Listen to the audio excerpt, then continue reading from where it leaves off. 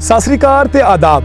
मैं ਤੁਹਾਡਾ ਮੇਜ਼ਬਾਨ ਨਾਸਿਰ ਅਲੀ ਤੇ ਤੁਸੀਂ ਵੇਖ ਰਹੇ ਹੋ ਇੰਡੋਜ਼ ਟੀਵੀ ਆਸਟ੍ਰੇਲੀਆ। ਪ੍ਰੋਗਰਾਮ ਲੈਂਦੇ ਪੰਜਾਬ ਦੇ ਰੰਗ ਵਿੱਚ ਮਸ਼ਹੂਰ ਪੰਜਾਬੀ ਲੋਕ ਦਾਸਤਾਨ ਦੇ ਦੋ ਮਰਕਜ਼ੀ ਕਿਰਦਾਰ ਮਿਰਜ਼ਾ ਤੇ ਸਹਿਬਾ ਦੇ ਮਜ਼ਾਰ ਤੇ ਅੱਜ ਅਸੀਂ ਤੁਹਾਨੂੰ ਲੈ ਕੇ ਜਾਵਾਂਗੇ। ਪਾਕਿਸਤਾਨ ਦੇ ਜ਼ਿਲ੍ਹਾ ਲਾਇਲਪੁਰ ਦੇ ਤਹਿਸੀਲ ਜੜਾਂਵਾਲਾ ਤੋਂ 15 ਕਿਲੋਮੀਟਰ ਦੂਰ ਦਾਨਾਬਾਦ ਦੇ ਵਿੱਚ ਇਹਨਾਂ ਦਾ ਮਜ਼ਾਰ ਹੈ। ਸਾਡੇ ਨਾਲ ਜੁੜੇ ਰਹੋ, ਤੁਹਾਨੂੰ ਅਸੀਂ ਮਜ਼ਾਰ ਦਿਖਾਵਾਂਗੇ ਵੀ ਤੇ ਇਹ ਦਾਸਤਾਨ ਸੁਣਾਵਾਂਗੇ ਵੀ। ਆਜੋ।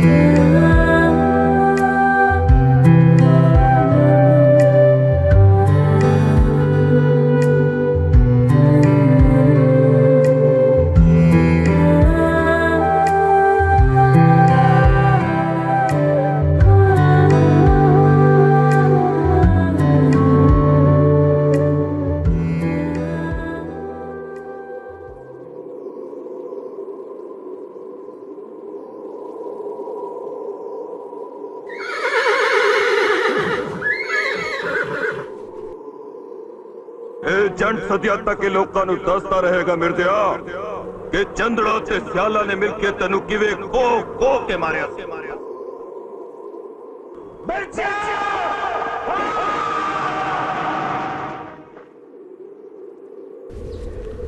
दे ला रे ला रे ला दे ला रे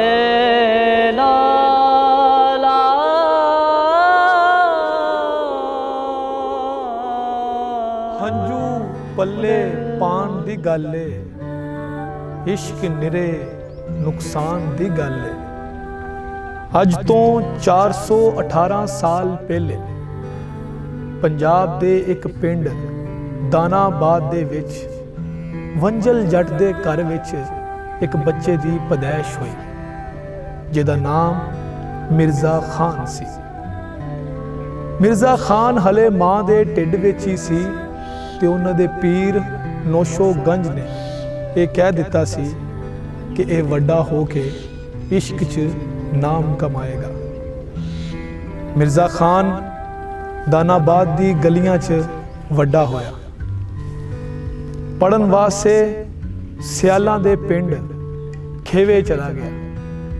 उधर सियालां दे पिंड विच सਹਿਬਾ ਦੀ ਪੈਦਾਇਸ਼ भी हो गई सी। ਤਾਰੀਖ ਨੂੰ ਇਹੀ ਮਨਜ਼ੂਰ ਸੀ ਇੱਕੋ ਹੀ ਮਦਰਸੇ ਦੇ ਵਿੱਚ ਮਿਰਜ਼ਾ ਤੇ ਸਹਿਬਾ ਨੇ ਤਾਲੀਮ ਹਾਸਲ ਕੀਤੀ। ਉੱਥੇ ਹੀ ਉਹ ਦੋਵੇਂ ਇੱਕ ਦੂਸਰੇ ਦੇ ਇਸ਼ਕ 'ਚ ਮੁਬਤਲਾ ਹੋ ਗਏ।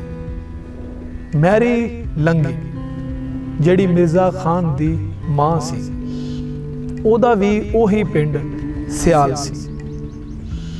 ਜਦੋਂ ਮਿਰਜ਼ਾ ਖਾਨ ਜਵਾਨੀ ਦੇ ਪਰਵਾਨ 'ਚ ਚੜ੍ਹਿਆ ਤੇ ਉਹਨੇ ਸਹਿਬਾ ਵਾਸਤੇ ਇਸ਼ਕ ਦੀ ਅੱਗ ਦੇ ਵਿੱਚ ਛਾਲ ਲਾ ਦਿੱਤੀ। ਤੇ ਇਸ਼ਕ ਕਮਾਨ ਜਦੋਂ ਆਪਣੀ ਤਾਨਦਾ ਏ ਇਹ ਆਪਣਾ ਤੇ ਪਰਾਇਆ ਨਹੀਂ ਪਹਿਚਾਨਦਾ ਏ।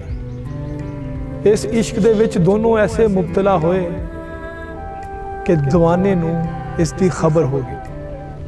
ਕਹਿੰਦੇ ਨੇ ਕਿ ਇਸ਼ਕ ਤੇ ਮੁਸ਼ਕ ਕਦੀ ਵੀ ਲੁਕਿਆ ਨਹੀਂ ਰਹਿੰਦਾ। ਸਿਆਲਾਂ ਨੂੰ ਪਤਾ ਲੱਗਿਆ ਤੇ ਉਹਨਾਂ ਨੇ ਮਿਰਜ਼ੇ ਨੂੰ ਦਾਨਾਬਾਦ ਭੇਜ ਦਿੱਤਾ ਤੇ ਪਿੱਛੇ ਜ਼ਾਹਰ ਖਾਨ ਚੱਦੜ ਦੇ ਨਾਲ ਸਹਿਬਾ ਦਾ ਵਿਆਹ ਤੈਅ ਕਰ ਦਿੱਤਾ। ਤੇ ਜ਼ਾਹਰ ਖਾਨ ਚੱਦੜ ਨੂੰ ਇਹ ਕਹਿ ਦਿੱਤਾ ਕਿ ਉਹ ਛੇਤੀ ਜੰਜ ਲੈ ਕੇ ਆਵੇ। ਮਿਰਜ਼ੇ ਨੂੰ ਇਸ ਗੱਲ ਦਾ ਨਹੀਂ ਪਤਾ ਮਿਰਜ਼ਾ ਦਾਨਾਬਾਦ 'ਚ ਮੌਜੂਦ ਸੀ। ਤੇ ਸਾਹਿਬਾ ਨੇ ਕਿਸੇ ਦੇ ਹੱਥ ਮਿਰਜ਼ੇ ਨੂੰ ਸੁਨੇਹਾ ਘੱਲਿਆ ਕਿ ਉਹ ਉਹਨੂੰ ਆ ਕੇ ਲੈ ਜਾਵੇ। ਮਿਰਜ਼ੇ ਨੂੰ ਪਤਾ ਲੱਗਿਆ ਤੇ ਮਿਰਜ਼ਾ ਦਾਨਾਬਾਦ ਚੋਂ ਆਪਣੀ ਪਸੰਦੀਦਾ ਘੋੜੀ ਬੱਕੀ ਤੇ ਬਹਿ ਕੇ ਤੇ ਸਿਆਲਾਂ ਦੇ ਪਿੰਡ ਖੇਵੇ ਵੱਲ ਨੂੰ ਚੱਲ ਪਿਆ। ਮਿਰਜ਼ੇ ਦੀ ਤੀਰ ਅੰਦਾਜ਼ੀ ਪੂਰੇ ਪੰਜਾਬ 'ਚ ਮਸ਼ਹੂਰ ਸੀ। ਉਹਦਾ ਨਿਸ਼ਾਨਾ ਕਦੀ ਖਤਾ ਨਹੀਂ ਸੀ ਹੋਇਆ। ਦੁਸ਼ਮਣ ਹੋਵੇ ਜਾਂ ਕੋਈ ਵੀ ਉਹਦੇ ਨਿਸ਼ਾਨੇ ਤੇ ਹੋਵੇ, ਉਹਨੇ ਅੱਜ ਤੱਕ ਵੀ ਆਪਣਾ ਨਿਸ਼ਾਨੇ ਦਾ ਵਾਰ ਖਾਲੀ ਨਹੀਂ ਛੱਡਿਆ। ਮਿਰਜ਼ਾ ਖੇਵਾ ਪਿੰਡ 'ਚ ਪਹੁੰਚ ਗਿਆ। ਉੱਥੇ ਜਾ ਕੇ ਉਹਨੇ ਸਾਹਿਬਾਂ ਨੂੰ ਘੋੜੀ ਤੇ ਬਾਇਆ ਤੇ ਦਾਨਾਬਾਦ ਦਾ ਰੁਖ ਕੀਤਾ। ਜਿਹੜਾ ਮਿਰਜ਼ੇ ਦੇ ਕਮਾਨ ਦੇ ਸਾਹਮਣੇ ਆਵੇ ਤੇ ਉਹਦੇ ਇਸ਼ਕ ਦੇ ਜ਼ੋਰ ਦੇ ਤੀਰ ਦੇ ਨਾਲ ਉਹਨਾਂ ਦਾ ਬਦਨ ਛਲਨੀ ਹੋ ਜਾਵੇ। ਮਿਰਜ਼ਾ ਸਾਹਿਬਾਂ ਨੂੰ ਲੈ ਕੇ ਦਾਨਾਬਾਦ ਵੱਲ ਤੁਰ ਪਿਆ।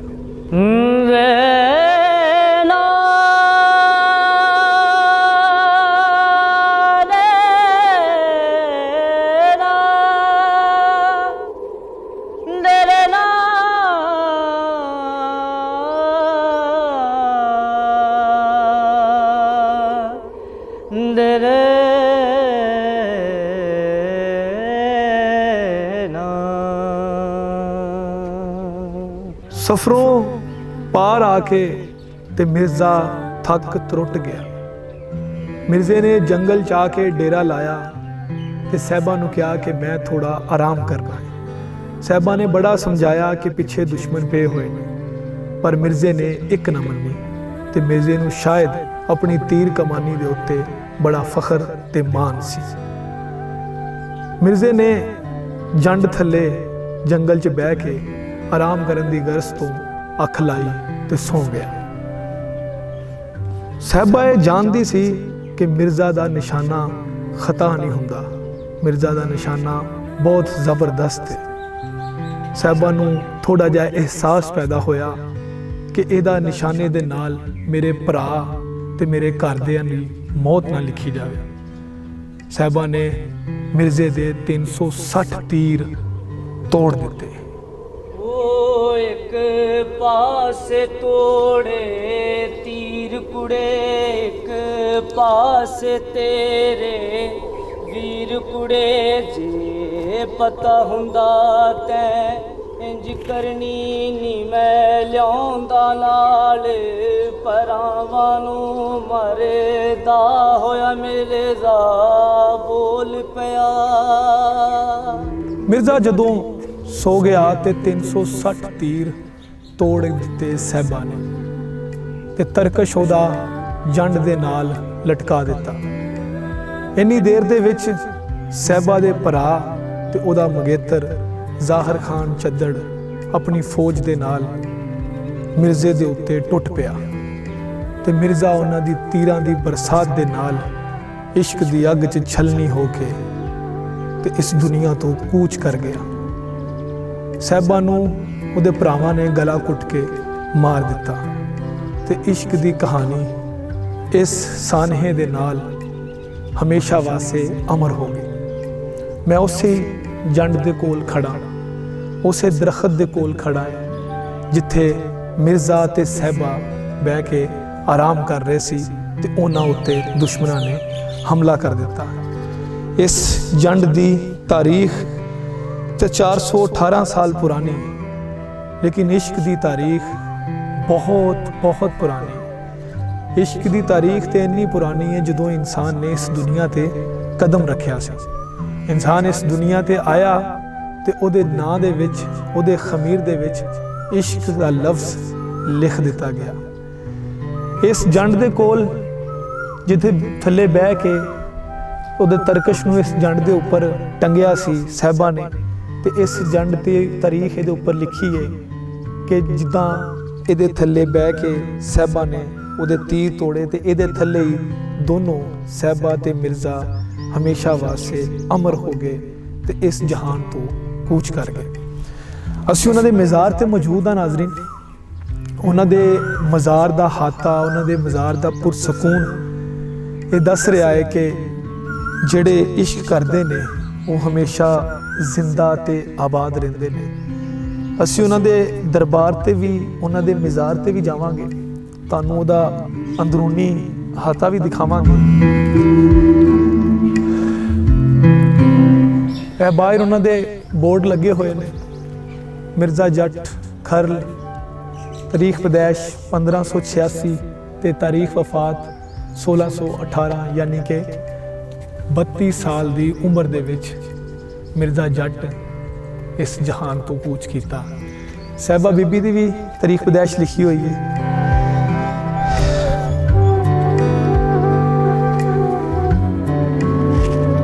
ਮੈਂ ਤਾਲਬ ਨੋਸ਼ੋ ਪੀਰ ਦਾ, ਮੇਰੀ ਕੰਡੀ ਦਸਤਗੀਰ, ਜਦੋਂ ਦੀ ਗੋੜੀ ਪਗੜ ਲਈ ਮੇਰਾ ਕੁੰਭਾ ਨਹੀਂ ਸਰੀਰ, ਮੇਰੇ ਹੱਥ ਕਮਾਨ ਹਨੇਰ ਦੀ ਵਿੱਚ ਲਾ ਸੁਨਹਿਰੀ ਤੀਰ, ਜਿਹਨੂੰ ਪੜ ਬਿਸਮਿਲ੍ਲਾ ਮਾਰਦਾ ਟੁੱਟੇ ਦੋ ਕਰਦਾ ਚੀਰ।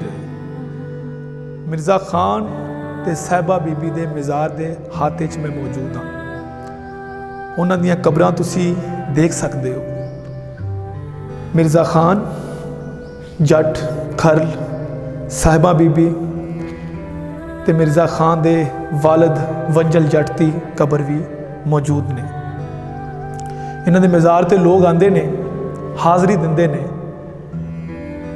ਤੇ ਇਹਨਾਂ ਤੋਂ ਤਰਗੀਬ ਤੇ ਅਖਲਾਕੀ ਸਬਕ ਵੀ ਹਾਸਲ ਕਰਦੇ ਨੇ ਕਿ ਇਸ਼ਕ ਕਰਨ ਵਾਲੇ ਕਦੀ ਵੀ ਨਹੀਂ ਮਰਦੇ, ਬਲਕਿ ਉਹ ਜ਼ਿੰਦਾ ਤੇ ਆਬਾਦ ਰਹਿੰਦੇ ਨੇ।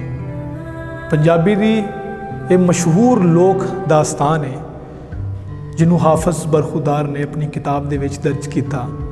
ਇਹ ਮਸ਼ਹੂਰ ਲੋਕ ਦਾਸਤਾਨ ਮੁਗਲ ਦੌਰ ਦੇ ਵਿੱਚ ਪੇਸ਼ ਆਈ ਸੀ। ਅੱਜ ਤੋਂ ਤਕਰੀਬਨ 450 ਸਾਲ ਪਹਿਲੇ ਇਹ ਤਾਰੀਖ ਦੇ ਵਿੱਚ ਪੇਸ਼ ਆਈ ਸੀ। ਇਸ ਮਜ਼ਾਰ ਦੇ ਪਿੱਛੇ ਬੱਗੀ ਘੋੜੀ ਦਾ ਵੀ ਕਬਰ ਬਣਾਈ ਗਈ ਹੈ। ਉਸ ਘੋੜੀ ਨੂੰ ਮਿਰਜ਼ਾ ਖਾਨ ਬੜੀ ਅਹਿਮੀਅਤ ਦਿੰਦਾ ਸੀ ਤੇ ਉਸ ਘੋੜੀ ਤੇ ਬੜਾ ਉਹਨੂੰ ਮਾਣ ਸੀ।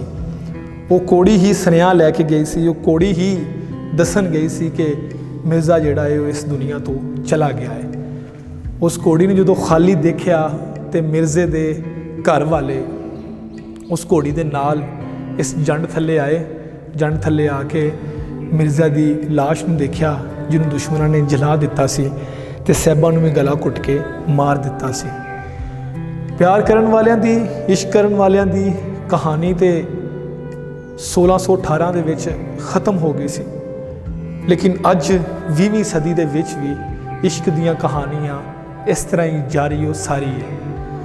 ਤੇ ਪੰਜਾਬ ਦਾ ਇਹ ਕਲਚਰ, ਪੰਜਾਬ ਦਾ ਇੱਕ ਲੋਕ ਵਿਰਸਾ, ਪੰਜਾਬ ਦੀ ਇਹ ਦਾਸਤਾਨ ਸਾਡੇ ਲਈ ਬਹੁਤ ਜ਼ਿਆਦਾ ਅਹਿਮੀਅਤ ਦੀ ਹਾਮਿਲ ਹੈ। ਤੇ ਲਹਿੰਦੇ ਪੰਜਾਬ ਦੇ ਰੰਗ ਵਿੱਚ ਅਸੀਂ ਇਸ ਪ੍ਰੋਗਰਾਮ ਦਾ ਮਕਸਦ ਹੀ ਇਹ ਆ ਕਿ ਅਸੀਂ ਆਪਣੇ ਵਿਰਸੇ ਨੂੰ, ਅਸੀਂ ਆਪਣੇ ਕਲਚਰ ਨੂੰ ਔਰ ਤੇ ਆਪਣੇ ਜਿੰਨੇ ਵੀ ਸਾਡੇ ਪੰਜਾਬੀ ਦੇ ਵੱਡੇ ਫਨਕਾਰ ਨੇ, ਜਿੰਨੇ ਵੀ ਪੰਜਾਬੀ ਦੇ ਆਰਟਿਸਟ ਨੇ, ਜਿੰਨੇ ਵੀ ਪੰਜਾਬੀ ਦੇ ਆਸ਼ਿਕ ਨੇ, ਜਿੰਨੇ ਵੀ ਇਸ ਪੰਜਾਬੀ ਨੂੰ ਜ਼ੁਬਾਨ ਨੂੰ ਸਮਝਦੇ ਨੇ, ਇਹ ਉਹਨਾਂ ਵਾਸਤੇ ਇਹ ਵਿਰਸਾ, ਇਹ ਦਾਸਤਾਨ ਮੁਰਤਬ ਕੀ ਗਈ ਹੈ। ਇਹ ਪ੍ਰੋਗਰਾਮ ਉਹਨਾਂ ਖਾਸ ਲੋਕਾਂ ਲਈ ਹੈ ਜਿਹੜੇ ਪੰਜਾਬੀ ਜ਼ੁਬਾਨ ਸਮਝਦੇ ਨੇ, ਪੰਜਾਬੀ ਜ਼ੁਬਾਨ ਬੋਲਦੇ ਨੇ। ਇੰਡੋਜ਼ ਟੀਵੀ ਆਸਟ੍ਰੇਲੀਆ ਵੱਲੋਂ ਮੈਨੂੰ ਤੇ ਮੇਰੀ ਟੀਮ ਨੂੰ ਇਜਾਜ਼ਤ ਦਿਵੋ। ਸਤਿ ਸ੍ਰੀ ਅਕਾਲ।